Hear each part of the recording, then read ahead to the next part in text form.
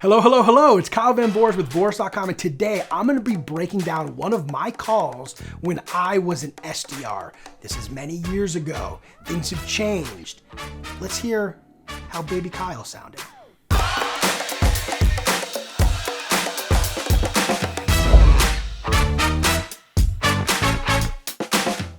Alrighty, many moons ago, I was an SDR. Maybe you're an SDR.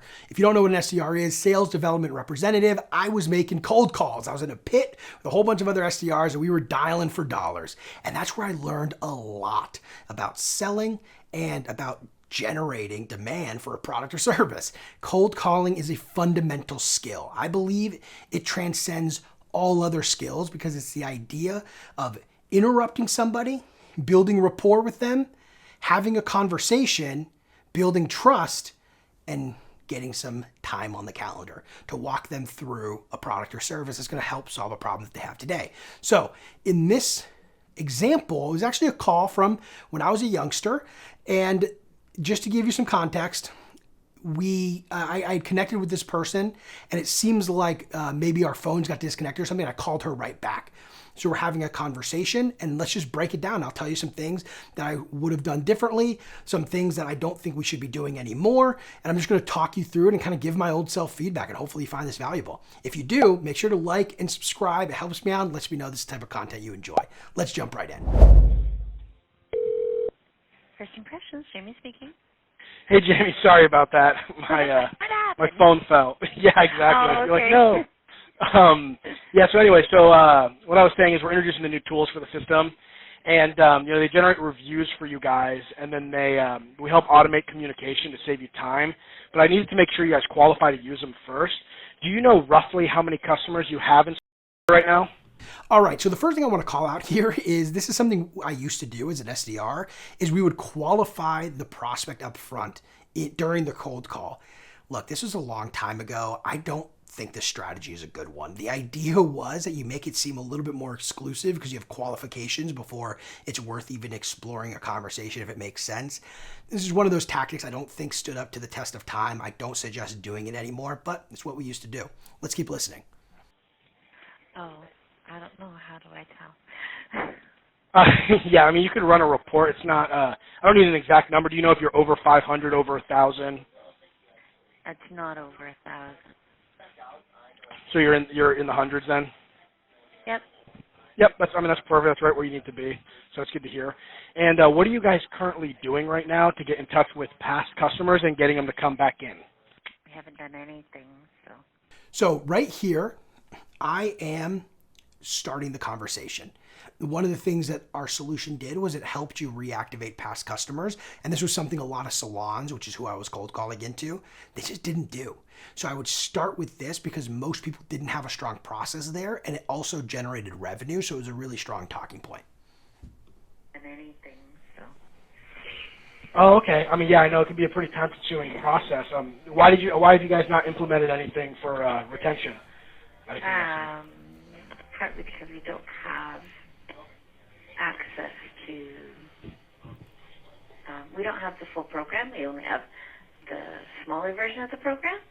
So I don't know how to access who's in your, you know what I mean? Like I would love to be able to do that, but I don't know how. Right. Ding, ding, ding. I'd love to be able to do that, but I do not know how. Now, the solution we were selling was, it integrated with the tool she was using. She was saying, like, I don't know how to do that with my tool. And she said, I would love to do that, but I don't know how. Now, if you're an SDR, you know that this is gold. Guess what? We do it, right? So how can you mess this one up? Well, spoiler alert, I find a way to really send this down the wrong tracks, but I'll point that out in a minute. Right. Yeah, no, that makes sense. So you guys aren't using the email communications portion of the software yet? No. Okay, yeah, that's totally fine. I know that's another package up. So, I mean, that's totally fine that you guys haven't implemented that yet. Now, are you collecting emails from your customers? Yes. Okay, and then you were saying before that you guys wanted to start using emails to reactivate past customers. What were you guys planning on doing? So a few things here. I asked, are you guys collecting emails from your customers? The reason why I asked that was because during my little qualification Courtney thing I did in the beginning, she actually had less emails than I would have liked. So I wanted to make sure she was actually collecting emails. In this case, yes, she is. So that's a good thing. The next question I asked is a good one. It's diving a little bit deeper into why she would want to use a solution to reactivate past customers. And I ask it in a way to where it's not obvious. Like, yeah, I want more business. So if I can reactivate past customers, that's more business. I ask, what do you plan on doing? And here, let's listen to the response. What were you guys planning on doing? We would probably offer them we have a rewards program now, so we would introduce the rewards program and probably offer them a 15% discount on their first visit back. Okay, perfect. So you'd like to send them like a little bit of an incentive to come back in? Yeah. Oh yeah, that's great. I mean, that's a really good strategy, and that's the reason why with us is we automate that communication. So if someone hasn't been in a certain amount of time, we're able to get in touch with them, offer them that 15% discount to come back in, and we're able to track to see how many people actually come back in and utilize that discount. Mm-hmm. Now, when you said you have a reward program in place right now, what exactly is it? All right, so what I did here isn't great. Like I got a little pitchy, right? Started talking about the software and like what we do. Don't love it. This question is really designed to help me dive a little bit deeper into the conversation. And I know what you're thinking. Oh, in the beginning when she said I'd love to do that, couldn't you have just booked a meeting? Yeah, but I don't have a real like pain point here. So I could book the meeting and maybe it would have shown up, maybe not. But I don't know why she would be showing up to the meeting. And that makes it a lot harder for the AE because they're not going into it knowing the real pain points that we're trying to solve. But also, it's just less likely to show up because I don't have a strong reason for her to show up. She just said, I'd love to be able to. If I think something is a big deal, it's very different than if she tells me it's a big deal. So I'm trying to get her to tell me what her actual pain point she's trying to solve is. So let's listen in. It's through a program called Vicinity, so every $25 they spend, they get 1 point, and then when they collect points, and then they can redeem them towards services. Okay, perfect. And why did you guys start doing that in the first place? What was the goal? All right here I'm doing something that I highly recommend. So far, this call has just been okay. I'm not asking the best questions, but this here is great. She said she started doing something, and if you had watched the video about action equals why, I want to find out what motivated her to take that action. And that's what you always want to do. If a prospect says that they took action, plan to take action, or are currently taking action, you want to understand what's motivating that action because that'll tell you where the problem actually is that they're trying to solve. So let's hear what she responds with. Perfect. And why did you guys start doing that in the first place? What was the goal? What was the goal? Well, to reward our loyal clients, but also a large percentage of consumers shop by points now, so it's kind of an incentive for them to return a little sooner or buy a little bit more so they get more points so that they can get more stuff. Oh, yeah, that's great. I'm glad to hear you guys are doing something for that. It's a pretty clever technique to keep people coming back. So that's really, that's really good. And, we also generate a lot of reviews for you guys over there. And what are you guys doing right now to get reviews from your customers and getting them out online? What I have done is I've backed myself into a corner and I realized I don't know where to go from here. So I started talking about reviews, which is another thing that we helped doing, but I already found the main pain point. I don't need to pivot to reviews here. I just need to talk about the problem of why, or I just need to ask her simply, why would you love to do it? Right? You said I would love to send emails to reactivate past customers, but I don't have the ability to yet. I don't know how to. Perfect. Well, why would you love to do that? And I started asking some of those questions, but I didn't understand the impact. How many customers do you think you could get back in by sending reactivation emails? I've done nothing to quantify or nothing to really find out the problem she's trying to solve. What's her capacity? How many appointments does she see every week right now? What's capacity for her? I'm not doing a great job finding what I call the gap. Where are you today and where are you trying to be? So now I'm going to reviews because I'm confused and I don't know where to go because I'm an inexperienced SDR. Let's hear how this goes. We don't have anything for that. We do have a Facebook page, but don't really have. It's fairly new, so we don't have a lot on there. So. Oh, okay, yeah. And you said it's fairly new. How recent did you guys create that? Maybe a month and a half ago. Okay, great, perfect. And why did you guys create that in the first place? Oh, because social media, clients are, Yeah, it's just kind of to get your name out there. It was a goal. Yeah. So I did the action equals Y again, which was good, but I'm not getting any real responses. She doesn't care that much about reviews. She cares about reactivating past customers, but I've completely abandoned that part of the conversation in hopes of finding something else. This is what not to do, folks, but let's keep listening. All right, yeah, perfect. That's great to hear. You guys are doing a lot of good things over there. So what, and I see why you guys, have been implementing these things, and it's great. It's refreshing to hear because not a lot of salons have implemented all those techniques yet, so it's good. And what we do is we also get reviews from your customers, and we push them out online. So you guys said you didn't really have a system in place to get reviews. Do you have any reviews online right now? No.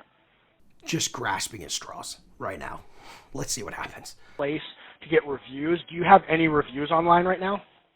No. Okay, so you guys don't have any. Now, is that something you guys wanted to get more of? I'm not sure. Like, we're just a small salon.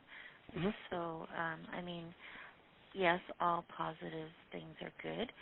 But Right. I don't know if it would make a difference. So now you hear it from her. She doesn't know if reviews will make a difference. We went from something she would love to do but doesn't know how to I'm not sure if it would make a difference. Talk about ruining a cold call, right? So this is the important thing I want to highlight here. When you find something that someone's interested in, stay on that. Understand why they're interested, what's the problem, how can we solve it, and then book the meeting. This could have been a 3-minute call, but we're going to play around for 9 minutes because I decided to go down some path that doesn't make any sense. But let's listen to how I try to get back on track here. All right, yeah, I see what you're saying. I'm a little confused. Sorry, just to clarify. You said that you think it would make a difference. What do you mean by that? Oh, I said I don't. Okay, so I actually do something good here. This is a redeeming quality of this call, is I call out some gray language. That's what's called gray language. If a prospect says like, oh, I don't know, anything wishy-washy, you call it out and have them elaborate because it'll give you more information and it helps you prioritize where to go next in the call. So I do a pretty good job here. And now I'm in repair mode. I realize I've gone down the wrong track and I'm trying to repair the call. I don't know how much of a difference it would make. We're in a small town, and most of our clients come by word of mouth. So I don't know if putting reviews online would make a difference to the number of clients that came in through the door. Oh, okay. I see what you're saying. Yeah, I totally understand why you feel that way. I worked with a lot of salons recently in smaller towns, and they felt the same way, that word of mouth is the best, and it's the backbone of small business, so it's really important. And what they found was that since word of mouth is now moving online, by generating a lot more reviews online, they're able to reach a broader audience, and then with a strong retention strategy, they're able to keep those customers coming back. Mm-hmm. So, what they did was they saw that with all the reviews that they were getting more business.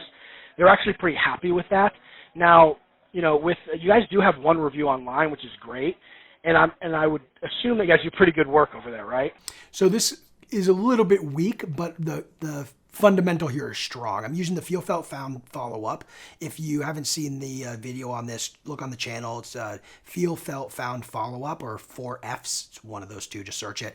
What I'm doing is I'm basically trying to say, I understand how you feel about that. A lot of other people I speak to are in the same boat, or they felt the same way. And what they found was, and I'm trying to counter her argument in a way that's a little bit more empathetic and smoother, but I do something smart here as I tie in the retention strategy, which is what she was really interested. So this is my way of trying to regain control of the call and make it more focused on the things she's interested in. I kind of fumble it a bit at the end. I get a little rambly, but the fundamental was good there. This is just not the greatest execution of it, but let's hear how she responds. Is that right? Yeah. Okay, yeah, great. So most of your customers are going to have really positive things to say, and it's just about getting that positive word of mouth online, because when someone recommends me to go to a place, I check my phone to see what reviews they got online first. So what we're doing over here is we're just setting up all the users on the demonstration so they can see the new tools for the system and see how, it reactivates past customers with email, and also how we generate review for them. So I can set you up on one of those. Do mornings or afternoons generally work better for you? I'm busy all day long, so. Yeah, I understand. How long does it take? Alrighty, so she actually goes on to book the meeting here. You can see I asked for mornings or afternoons. She says, she kind of laughs and says, how long is this going to take? One thing that I do here that is good is I stay quiet. I ask for the meeting and I shut up. She laughs, I kind of chuckle, but I don't say anything else. I'm busy all day. I'm still quiet. I asked a question, I'm just waiting for the response. So when you make an ask, have confidence, stay in the pocket, don't overtalk, keep it simple. Overall, look, this call is just okay. I was early in my SDR career. This is definitely not my worst call, but it's definitely not my best either.